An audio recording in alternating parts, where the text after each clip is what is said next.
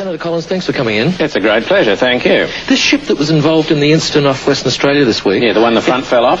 Yeah. Yeah, that's not very typical. I'd like to make that point. Well, how is it untypical? Well, there are a lot of these ships going around the world all the time, and very seldom does anything like this happen. I just don't want people thinking that tankers aren't safe. Was this tanker safe? Well, I was thinking more about the other ones. The ones that are safe? Yeah, the ones the front doesn't fall off. Well, if this wasn't safe, why did it have 80,000 tonnes of oil on it? Well, I'm not saying it wasn't safe. It's just perhaps not quite as safe as some of the other ones. Why? Well, some of them are built so the front doesn't fall off at all. Well, wasn't this built so the front wouldn't fall off? Well, obviously not. How do you know?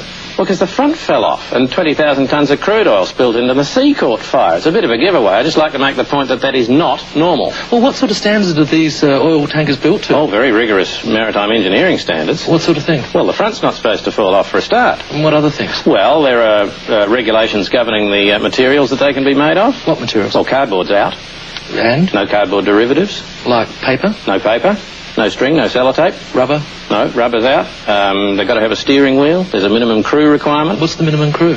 Oh, one, I suppose. So the allegations that they're just designed to carry as much oil as possible, all the consequences, I mean, that's ludicrous. Absolutely ludicrous. These are very, very strong vessels. So what happened in this case? Well, the front fell off in this case, by all means, but it's very unusual. But Senator Collins, why did the front book fall off? Well, a wave hit it.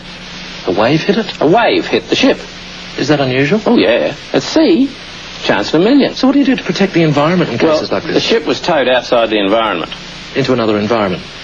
No, it's been towed beyond the environment. Yes, not in the environment. No, but from one environment to another environment. No, it's beyond the environment. It's not in an environment. It has been towed beyond the environment. Well, what's out there? Nothing's out there. Well, there must be something out there. There is nothing out there. All there is sea and birds and fish. And? And 20,000 tonnes of crude oil. And what else? And a fire.